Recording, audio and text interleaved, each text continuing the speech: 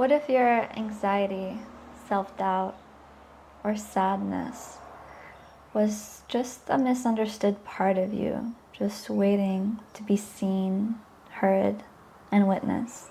In today's episode with trauma psychotherapist Paula Romero, we explore internal family systems, rebirthing, breathwork, and the power of meeting your shadows with love. Plus, you'll be guided through a live practice to meet one of those parts. Welcome to Bare and Aware, the place where we lay down the false self, and with each episode come closer to the divine within. Welcome, Paula. I am so excited to have you here. Thank you. I'm super excited to be here. We have such amazing topics today. To begin, tell me what first got you into the world of IFS and somatics? That's a great start because in the middle of the pandemic, I got stuck in Manchester in circumstances beyond my control at the time and beyond what I was consciously able to choose. And I was very lost, going through some really intense and really deep changes because I didn't know what was actually happening to me. I was 25 when that was happening, and I was dissociating. I physically did not know what my body was doing and why I felt like my body was here, but I wasn't actually living in my body. And it was very concerning, and I was suddenly reliving things from my past because of the circumstances that I was under. And to the point where I was suddenly afraid to walk up the stairs to go to my room when everybody else was asleep. And I was 25 and I was back to feeling like I was when I was 5 years old. And so I was just deeply lost. And the therapist that I was working with at the time, she had the tools to guide me through what trauma does to your present body. And I was just so lost and doing I tried all different meditations, all different types of help that I could find on trauma. And I found on Insight Timer that unfortunately recently passed away, Ralph de la Rosa. He had an introduction to healing trauma with parts work. And that was the beginning of, it was life-changing. That's amazing. Yeah, so often our own journey leads us to the medicine. And for the listeners that aren't familiar, can you briefly describe what is parts work? Yeah. So parts work is a generic term for what we call or was created through internal family systems. We refer to this as IFS for short, and it's an institution that came out of the US. Dr. Richard Schwartz was one of the main founders and creators of IFS, including in collaboration with other psychotherapists. And it responds to a huge need that psychotherapists were going through at the time of really feeling powerless when helping clients. And because the tools that they had learned, their training as psychologists, were no longer effective for help. They were not seeing results in the clients. And the clients were already automatically speaking this language of, it's a part of me wants to really wake up in the morning and have discipline, and a part of me really wants to do this thing in life, but there's another part of me that can't. So they automatically were introducing this idea of parts within themselves. And so the framework basically invites us to comprehend our internal, our psyche, our inside world as a system of parts, that each one of them acquires a role, each one of them has a purpose, whether it's to protect us, to remind us to brush our teeth, to remind us to set an alarm, the parts of us that scream when somebody is doing something that we don't like. And the reason why these parts are here, and some of them are the most extreme, the parts that can be suicidal, or parts that, like bipolar or multiple personality disorder, like all of these terms are actually representation of parts that have acquired extreme roles for extreme reasons. Like the trauma has the intensity of the trauma is representative of how the experiences were lived by the person. And parts work guides us into a conversation with those parts so that we first can see us with the emotions, with the parts, rather than being the emotion, rather than I'm feeling angry. Well, anger is a part of me and I can see it as a part of me instead of being totally overpowered by the anger. So that's just a brief summary. Mm-hmm. Yeah, and it's so much different from the psychiatric and psychological systems that were present before that, right? So, as you mentioned, you were looking at all these different resources. You were trying to feel better, but they weren't helping, right? Right. Mm. Mm-hmm. Yeah, even I was diving as well into the more spiritual disciplines, right? I was also really learning a lot about non-dualism and meditations from Eastern religions, and they are also incredibly helpful, and they miss they miss guiding us through avoiding spiritual bypassing. And one of the most wonderful works that I have learned from IFS is that as soon as I have a part of me that says, "Oh, I shouldn't be stuck with this problem," or "I shouldn't be reacting like this anymore, like I know better." That is already a Mm. part of me that has entered the job, that has entered the scene, that has taken over my job, right? There's a big part of IFS that talks about, okay, if we're all a combination of parts, what else is there? And the truth is that when we separate ourselves from the parts, we entered into our true essence, our we call it the self in IFS.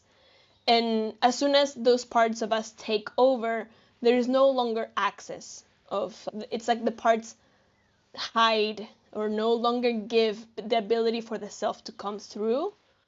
And so for me, it was so damaging as well going through those moments with Eastern, learning about Buddhism and Hinduism, and feeling like I don't know what else to do. Like stop thinking. Like they say, like you just have to keep meditating. It's like, well, I've been meditating for 5 days for an hour each day, and like the thoughts are still there, right? Like I can't just Uh-huh. stop thinking. That's not how it works. Um, so yeah, I guess for me the merging of the two was key. Mm. That's so powerful. I love the part you mentioned about the part that says I should know better and the spiritual bypassing, because yeah, it's the journey when people want to expand spiritually and grow. It's okay, I want to go directly for the crown chakra, or I want to be enlightened and pass the whole process of embodiment and spiritual growth. And yeah, they end up in a place where their ego spiritual. They're not actually spiritual and connected with that non-duality, but non-duality is something that they put on as another part, right? So Mm-hmm. yeah, I believe that it's really an essential process. It's like going from the beginning, you pass and explore the range of duality to know what duality actually is. And I believe that only when you accept both of the parts of duality, that will naturally lead you to non Mm-hmm. duality. Oh my God, yes, amen. We can't transcend our human life until we finally accept that we have a human life, right? Until we actually live the human life. Yeah, yeah. And the same thing happens with when merging IFS with spirituality, that it's only when I can actually sit with the parts of me that are annoyed for being stuck again in this pattern, right? Or the part of me that is getting angry still at my dad at 31 years old, right? It's only when I can sit with those parts and be kind towards them and show compassion towards those emotions, then I can actually transcend the anger and I can go and heal the trauma and I can do the spiritual work afterwards. But it's not through fighting against the emotions, yeah. Yeah, I definitely agree with that. as soon as you try to force something, that thing, it will just keep growing. The shadow will keep growing and becoming stronger. It's if you know, sit down and okay, be quiet. You're talking to your mind. Shut up, stop talking. I'm trying to Mm-hmm. meditate. You can't effectively meditate through that point of resistance. It's actually welcoming it in, watching it, and oftentimes, especially in somatics, it's actually letting that thing that we're trying to push away come in and be fully embodied. And Mm-hmm. there's so much healing and wisdom that comes from that. Right. Yeah, and I think something that we both talked about at some point was the body holds the wisdom. Like the reason why so many of us are now focused on somatics and working on emotional liberation through the body is because the body actually holds the wisdom on how to go to those expansion and to feeling free of our own ties of our mind and of our soul. Mm-hmm. So yeah, that's it's something that I am incredibly grateful for because also being able to see it in other people, it restored my faith in humanity. Knowing that I have it in me means that everybody else has it. Mm-hmm. Yeah, it's true. And it's so different from how our modern society is structured, where all the information is from the outside and you go to the psychiatrist and they treat you with medicines and whatever. And instead, it's actually tuning in and realizing that you do have the answers. Like if you just allow yourself the space to be felt and to be heard, actually you hold the keys to your transformation. And Mm, I know one other thing that you talk about is rebirthing. So can you share a little bit about what that is? yeah. Wow. So rebirthing, without going into the story and the history of it, it's a type of breath work. It's a therapy of breath work that actually lasts, the sessions can last anywhere from an hour to 2 hours or 3 hours, depending on the process that we go into. Rebirthing is guided through a specific pattern of breathing. It's a circular and connected breath, like conscious connected breathing without pauses in between the inhale and the exhale. And we guide the person through a specific pattern that we obviously have to adjust to each person because some of us have longer breaths, or the older we get, the harder it is to breathe deeper. And the idea behind rebirthing, and the most transformative for me, is that rebirthing doesn't require your brain to process the information for the trauma to be released. Mm. So once we start so there's obviously a phase that we go through when we do rebirthing. The initial phase of 10-15 minutes, it's when we start to get all the resistances and all the little patterns that of our ego that don't want to go into the emotions, right? For me, I typically get really sleepy. I have this part of me that shows up and is like, oh, but really, do we have to do this now? Like, it's so much work. I relate to that. So, yeah, and it's my rebirther. He gently guides me to keep going. And several times I had to be firm with myself to just keep breathing and be like, we're not wasting time, quote unquote, wasting time, right? So once you're able to breathe through that, your body goes through these little cycles of releasing, going deep into the emotion. So the memories will come, like your body will start to maybe shake. There's different signs that we look for in the body that we're entering the cycle of emotional release, and the emotion will come, and then you go back down, you release, you take a little breathing. It softens down the intensity, right? And we continue to breathe through that until it depends on the session how we finish. It depends on how many sessions we have done together, how you're feeling in the moment, because sometimes the clients that I work with, they tell me I can tell that my body is finished or I can keep going, and sometimes the resistances come up again after maybe 30 minutes of breathing, and we have to continue to nudge the client towards. So that's where a little bit of intuition comes in, where I continue to nudge the client towards continuing breathing. And typically the emotions come, your body, you can feel the emotions, you can feel the fear of going into them, and sometimes you simply feel the emotion of what happened, and I don't necessarily have visual signs in my head, but I don't have to sit down and process the consequences of this or when it happened, or I don't think it through, I don't speak it, my body just does it. And typically, once you breathe through an experience that your body has stored, that experience no longer bothers you in your daily life. Oh, So wow. that's yeah, a different shift. You can't control what you breathe. Your body just, you have to trust and surrender that whatever comes up is what needs to come up. Mm-hmm. But yeah, it's truly different, totally different than what I had done before. That's incredible. Do you have maybe an example, either your example or a client example of maybe something that I'm not sure if you set an intention before the rebirthing or whether you just go into Mm-hmm. it and you move and process something and maybe you don't even know what it is and then the results afterwards? Mm-hmm. I have an example maybe of one session where I had this pattern. I can mostly speak of myself because usually with the clients, we don't necessarily have to go into the depth of what they breath through. We can extend the session into therapy, but what the person breathes, they typically they don't need to talk it out. They might Mm-hmm. mention it, but I don't normally know the details of what they have been breathing. So for me, I remember one time this was last year around September.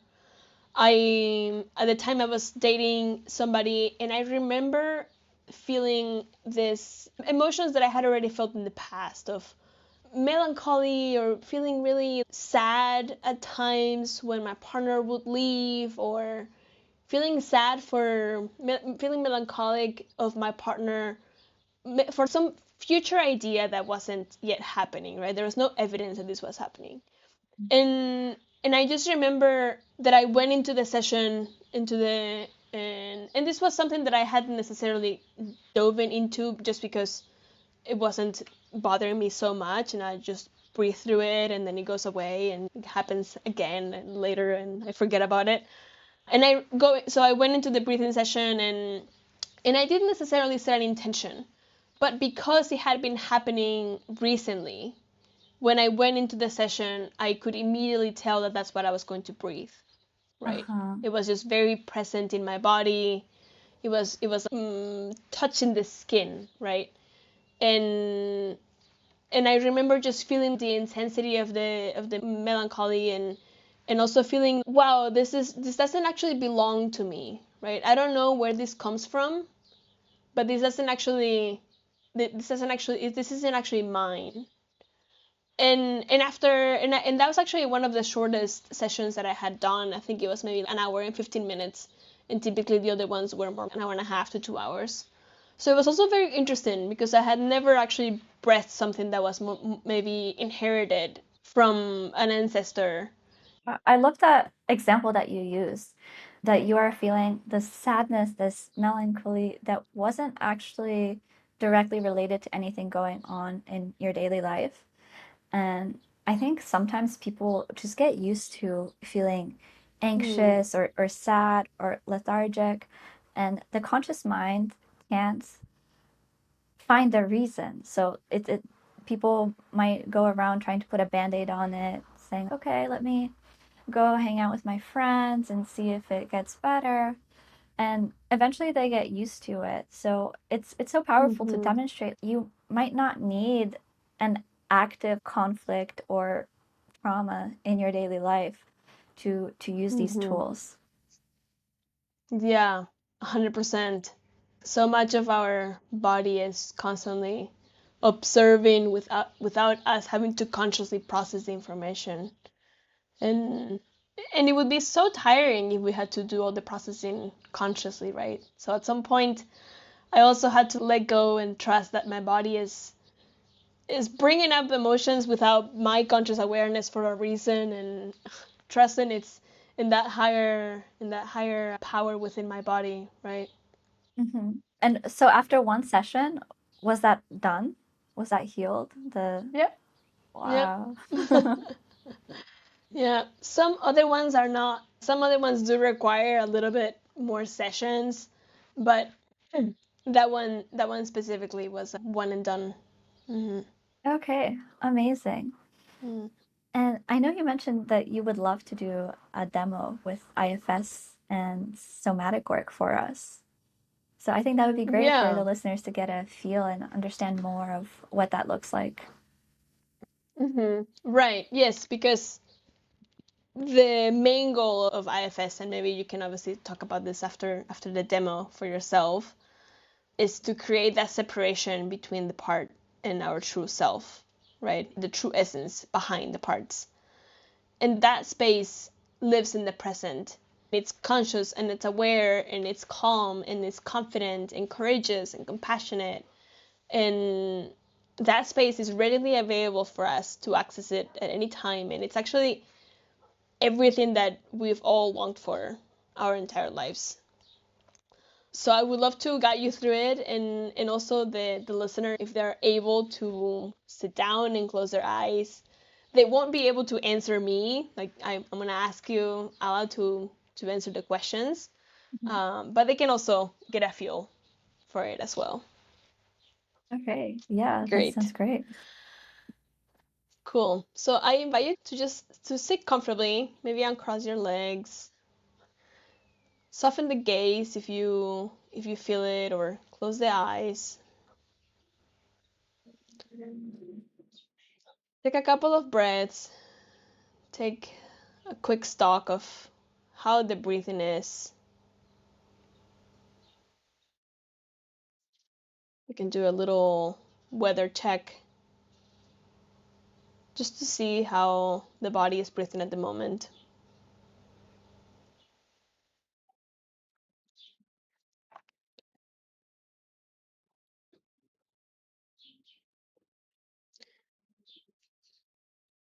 And I invite you to take a little scan of your body, of any physical sensations.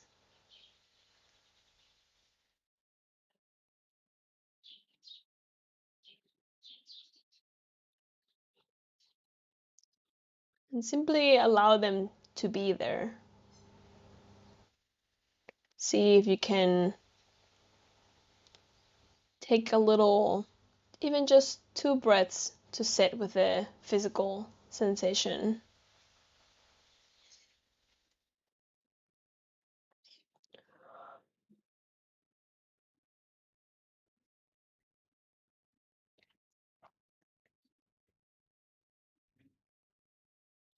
What are you noticing in the body, Ala? Mm. I'm noticing energy in my chest, in my heart, and in my yoni. Okay.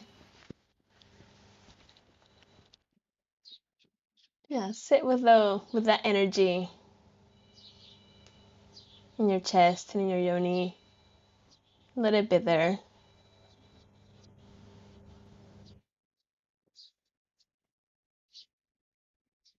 See if you can extend a little bit of curiosity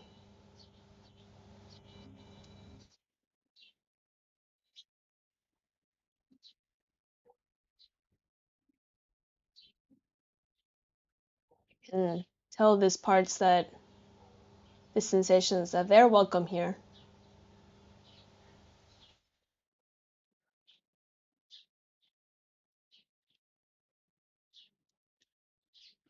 And any parts that may be helping you guide the interview, see if they can give us a little bit of space so that you can be fully immersed. into this moment.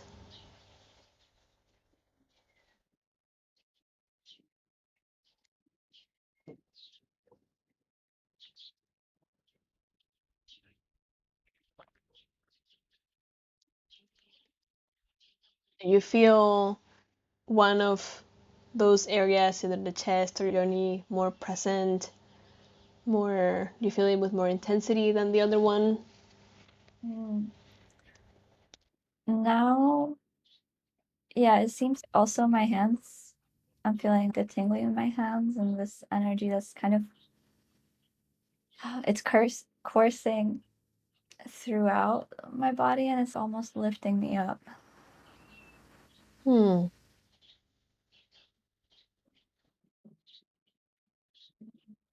How do you feel towards this energy that's coursing through your body? Mm. Good. It's like electric.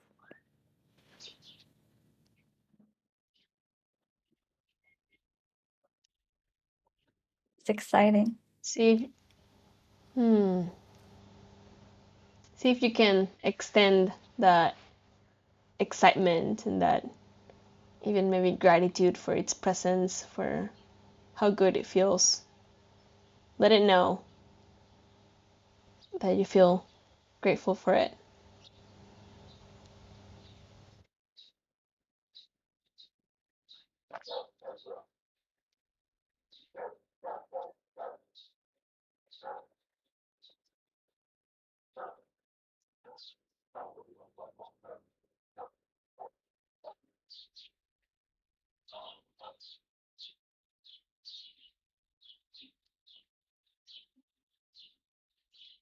How is it to sit with that energy and extend your gratitude towards it?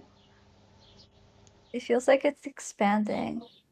Like instead of only up, it's getting more powerful and going outwards too, out here. Mm. You ask it if it would be willing to for us to ask them questions so that we can get to know it. Ooh, yeah.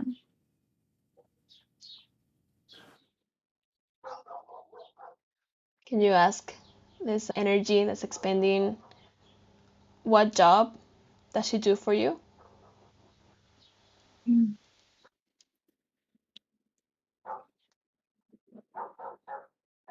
It's bringing the the energy to the people, to the environment. Like actually using it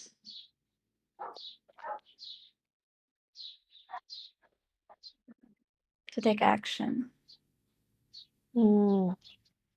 So it's helping you to take action and to bring the energy to the space. Mm-hmm. How does it feel to hear that? Feels so good. Let it know that you appreciate that and that you like it.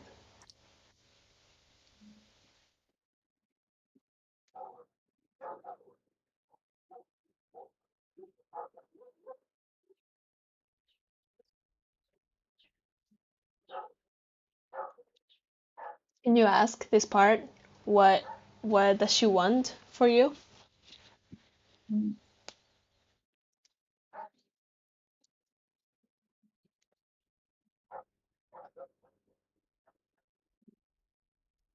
Just wants me to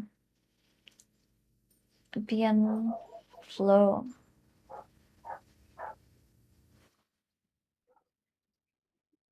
to flow and to continually expand, to create. Hmm.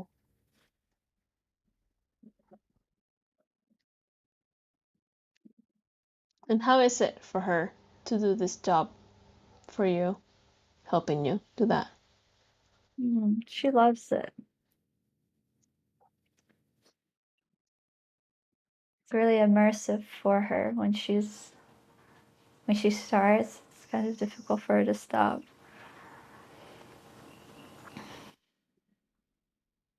How does it feel to hear that? Mm, feels good. Let her know that you appreciate her. Mm.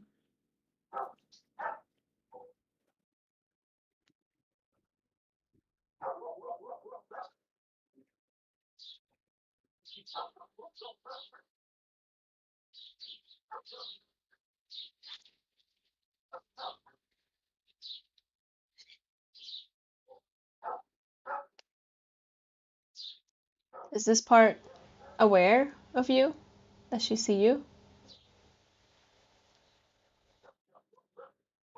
Mm.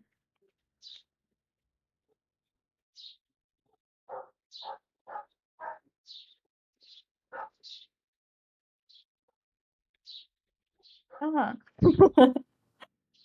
Not as much Mm. as I see her. Mm.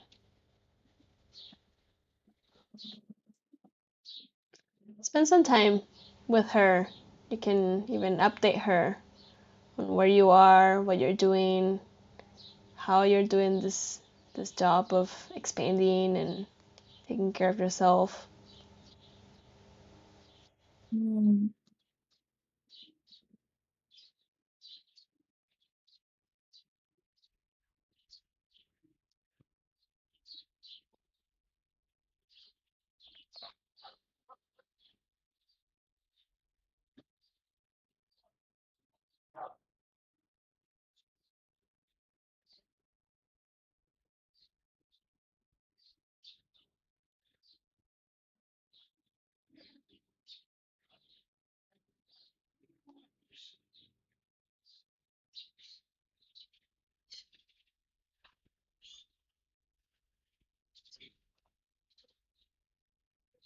Can you ask her what how does she want to continue to be part of your life?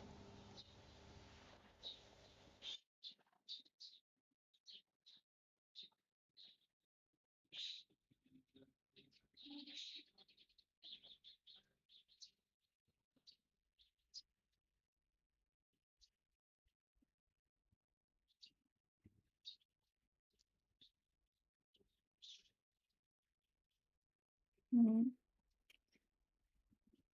Yeah, she would like to have a better relationship with me and to co-create more. Mm. Would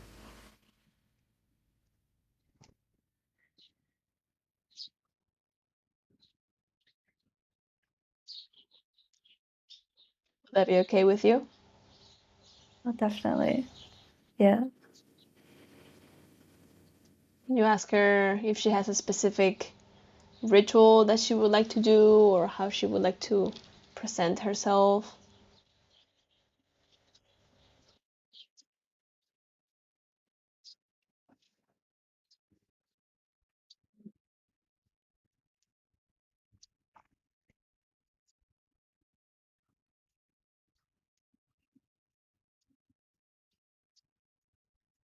Mm.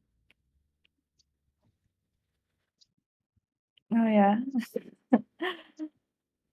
It's starting the day with a somatic immersion with my body and soul and channeling into the flow state and using that channel to create. Mm. Does she like that? Oh, yeah.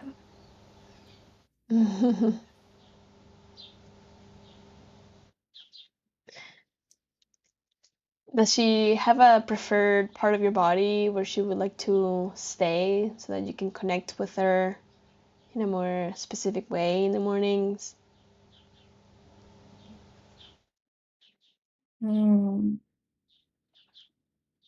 It's the center of my center, deep within my being. Hmm.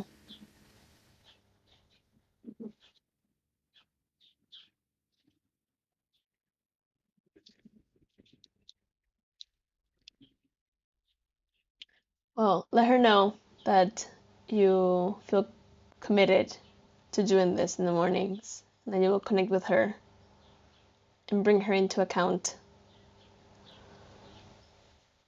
for your projects. And ask her if there's anything else that she would like to share with us, or if this is okay for now.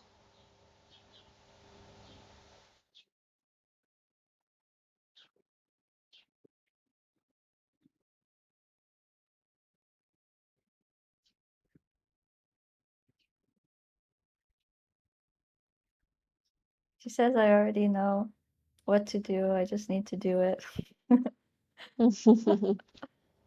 But she sees me and she loves me, Hmm. even if she forgets about me a little sometimes. Hmm. Ah, Well, this is your opportunity to cultivate that relationship with her, and so she stays accounted for. mhm. Before we say goodbye from this part, check to see if there are any other parts of your system that may have been paying attention, that may be present. Hmm.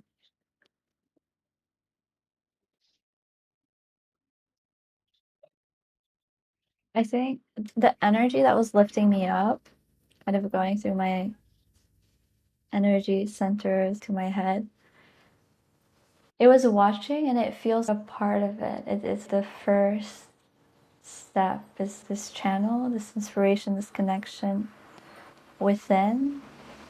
And then she expands out into the real world. But Hmm. it's like these two work together. Hmm. Let her know that you also see her, and and that if she wants at some other point, you can set the time to get some quality time with her as well.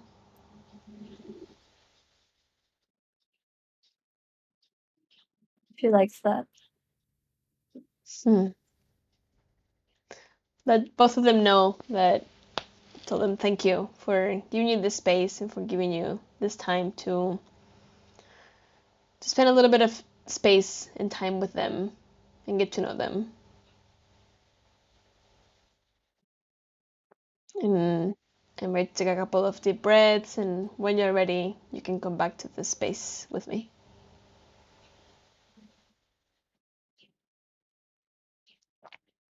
Oh, Mm. oh, that was so good.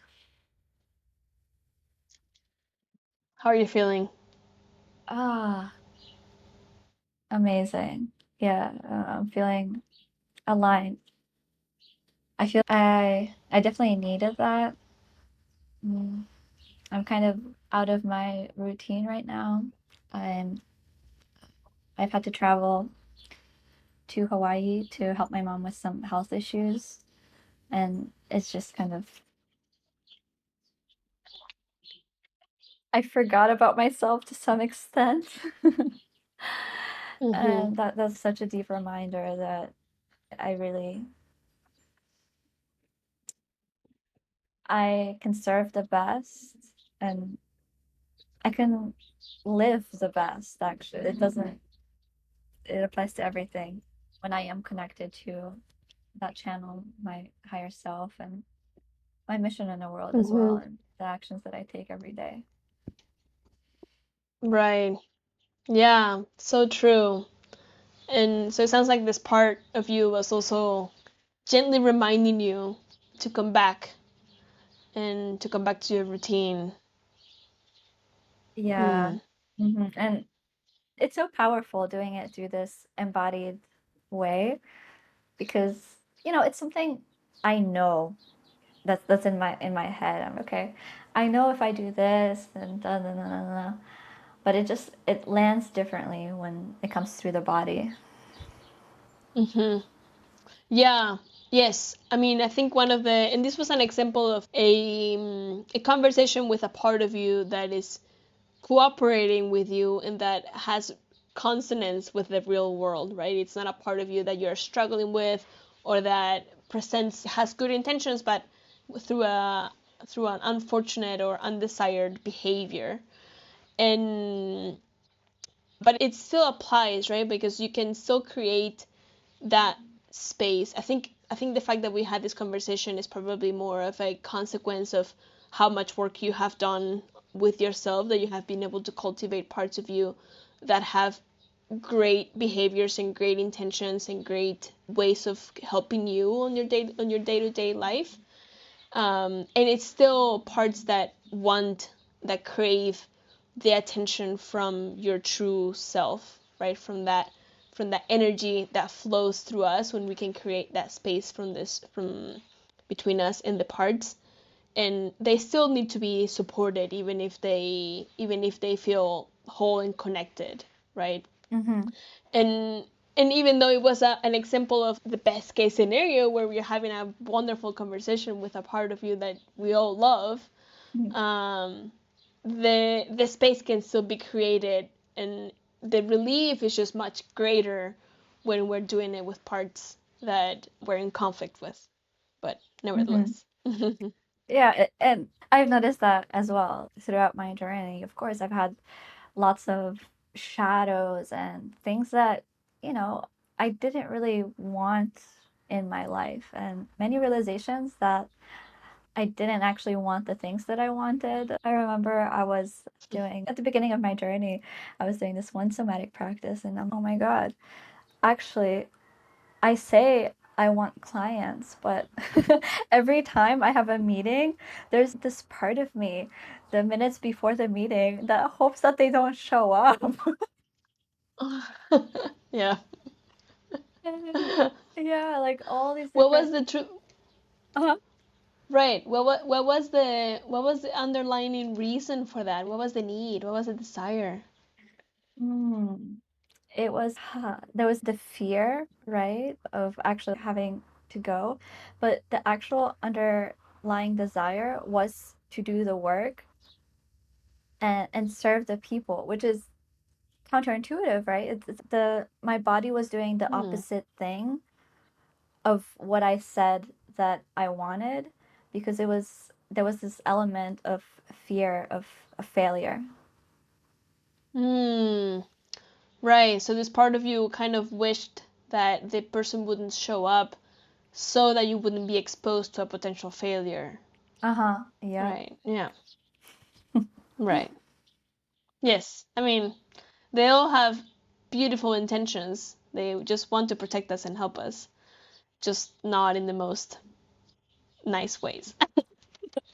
Yeah, but it all it took was actually seeing that part, and as soon as I witnessed it, it was, oh wow, okay, I'm Hmm. actually behaving this way, but this isn't actually what I want. What I actually want is the connection, is the growth. And that was actually one of the Hmm. moments where I my courage jumped so much because it was that fear that I didn't even know existed. It was neutralized. And I think it was probably linked to one of my biggest fears that I had.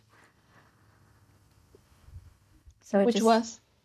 yeah, it was this fear of being seen and of speaking. And also as a child, I moved around a lot. So at some point, I moved from Poland to Ireland and I didn't speak English. And there was this fear Hmm. because I didn't speak the language and I didn't know if the other people were talking about me. I didn't know how to communicate. And it was this, yeah, this kind of constriction when it came to communication. Right.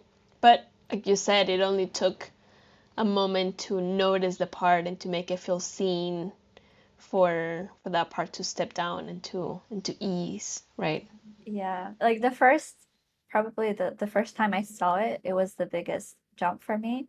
And then it still came up as little traces every now and then, but definitely not as powerful and definitely not Mm, manifesting in my daily life like it used to.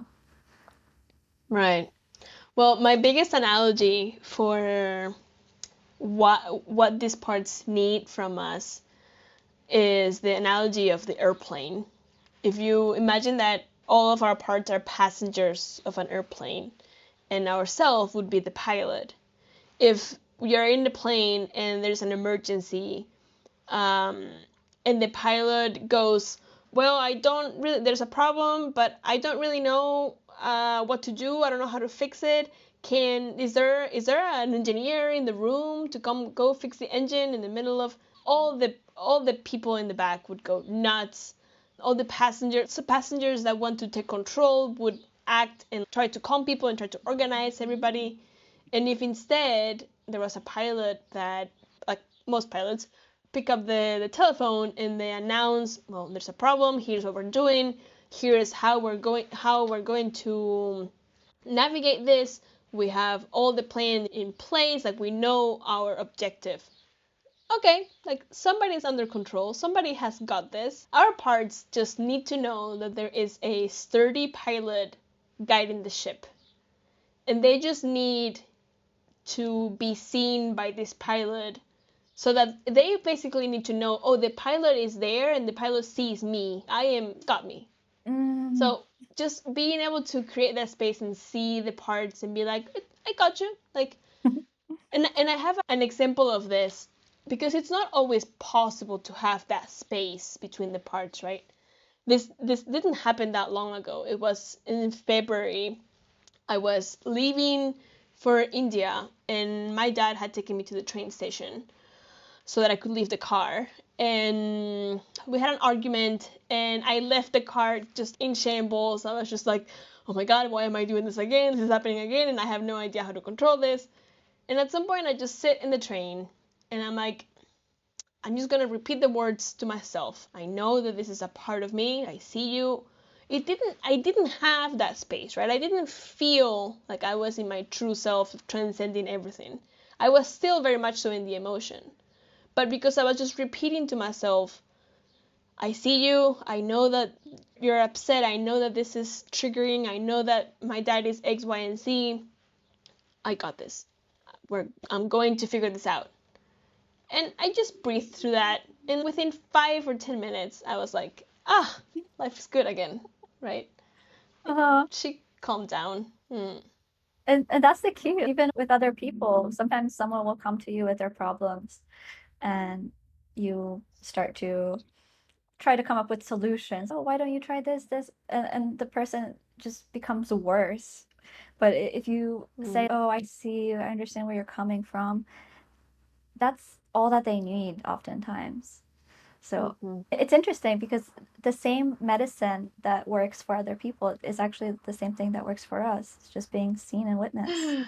Yeah, right. Yeah.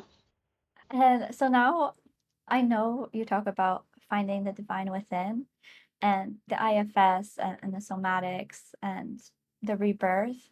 They kind of tend to lead us to a different place, like discover a different way of being. Can you talk more about Mm-hmm. your point of view? Yeah, right. So this actually ties back into the beginning of our conversation, that when we actually stop fighting with whatever we have going on in our psyche, and when we actually create that space with the parts, it's the moment when the body and our soul can actually do their work, right? And we can access, like when we go into that space of self, of our true self, all the magic happens from that space, because from that space we are not only present, like we're truly present in the moment. We can still plan for the future, but it's from a place of calm, from a place of serenity, confidence, courage. And from that space, we know how to heal the guide. We know how to surrender to life, and we know how to, we trust and we feel connected to everything that's around us, right? And so for me, it's inseparable to be on the spiritual path without taking care of the body and without sitting with the emotions, because the divine within can only be accessed when we stop fighting with ourselves, right? Mm-hmm. And the wisdom comes inherently in that space. And sometimes the wisdom is to, wow, just let things be.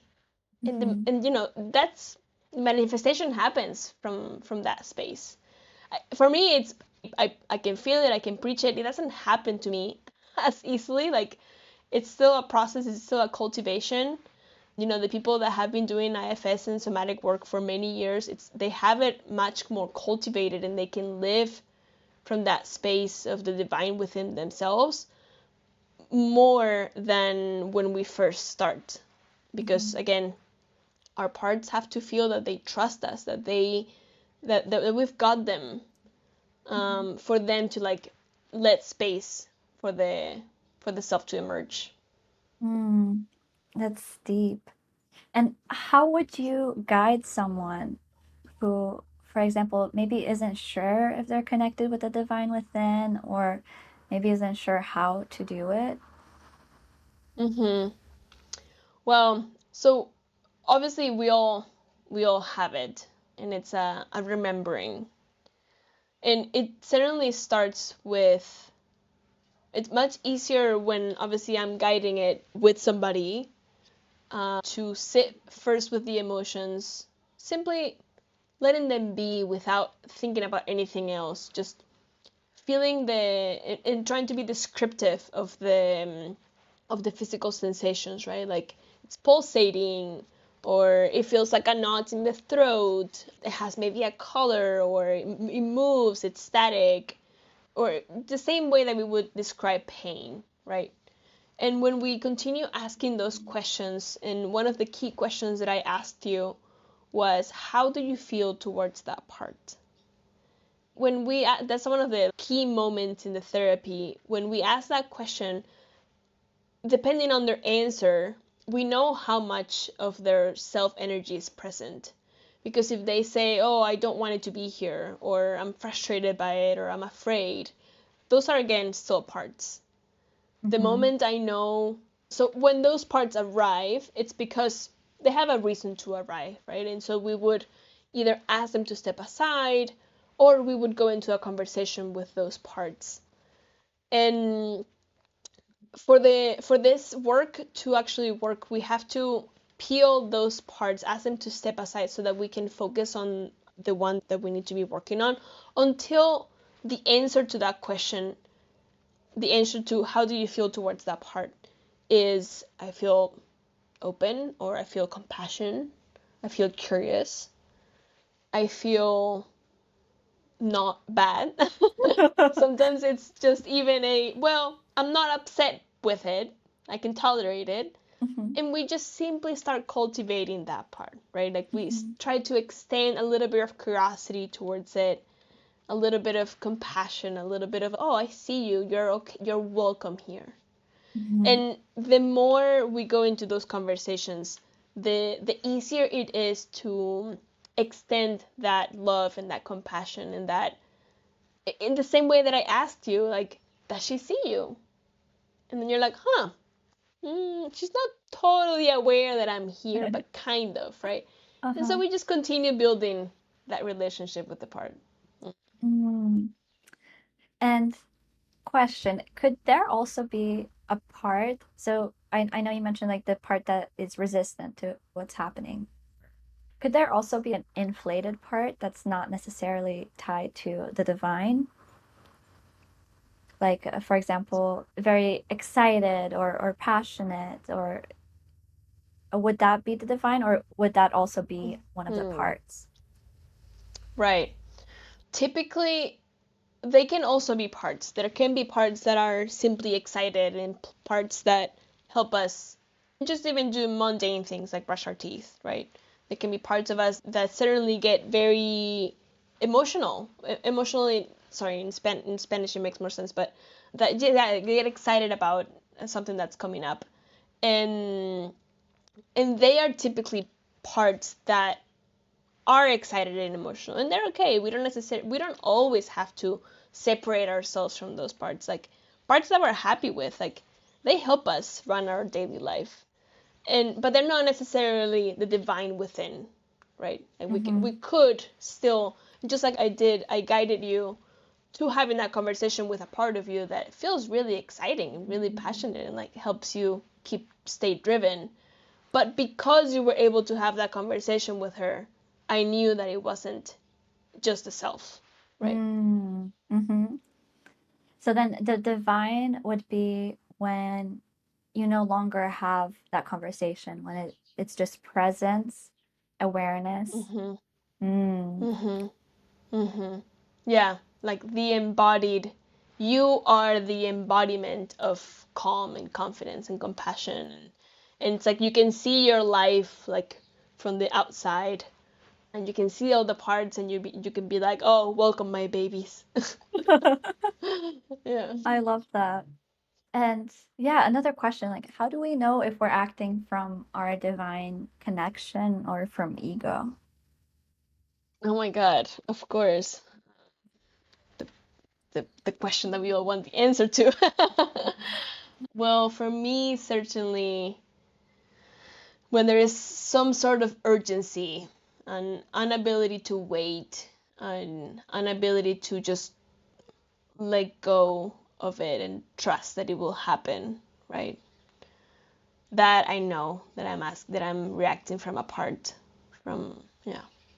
It Mm. would be kind of like with a partner in my ideal conscious relationship, like I could let them go from a place of pure love and trust that it's okay. Like the love is just beyond me, and I can let my partner go because I know that I'm okay, that I'm whole, that they're loved, right? Mm-hmm. Mm. Mm. I Yeah. think that's, yeah. Oh yeah, I definitely agree with that.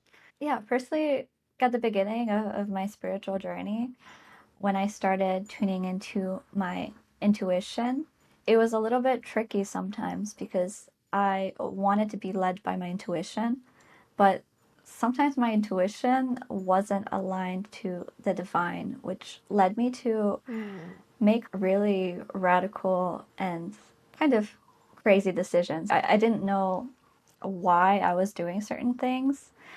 And yeah, I was in a relationship at that point, and I just felt like I needed to go, to run away.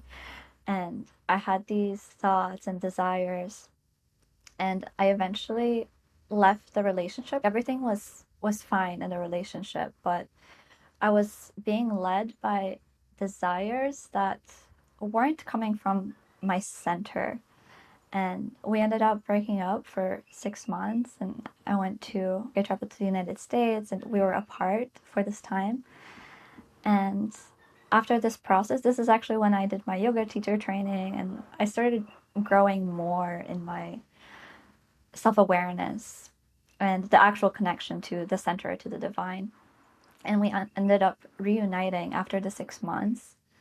And our relationship was better than ever. And there was so much love, so much openness, Mm. so much compassion. And I realized that, especially at the beginning, there can be a lot of confusion when you move from being very mind oriented to trying to tune into that intuition and the divine and the guidance, Mm-hmm. but still be influenced maybe by the shadow or the other parts that aren't Mm-hmm. visible. Mm-hmm. Yeah.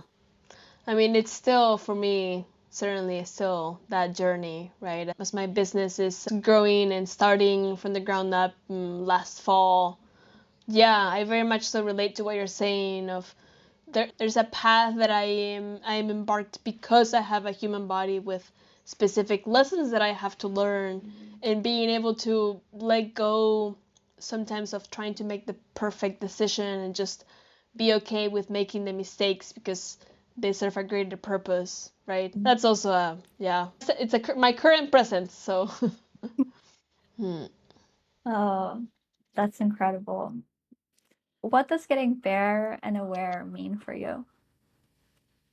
to be honest, it's really stripping down and accepting that in order for me to act differently, to feel differently, that I have to strip down and be in the raw emotions, in the difficult moments, and accepting them for the greater purpose that they serve that I may not know yet, right? Mm-hmm. Yeah. This mirrors our conversation. Like we talked about the awareness and bringing all those parts to light, and then eventually finding the divine within, which is actually the absence of parts, the presence when the parts aren't active. Beautiful. Well, thank you so much, Paula. It was an absolute pleasure to have you on. So, how can listeners connect with you? Yeah, well, at the moment, my Instagram is mostly focused on Spanish, the Spanish community, but they can still find me and message me if they are interested in doing IFS and doing sessions. I'll be more than happy to connect with them. They can find me at paularomero.sanando. Yeah, I can spell that. We'll Or leave it in the show notes. okay. Yeah. If this episode sparked something in your soul, subscribe to Bare and Aware to be in on the know on everything awareness, consciousness, and personal growth.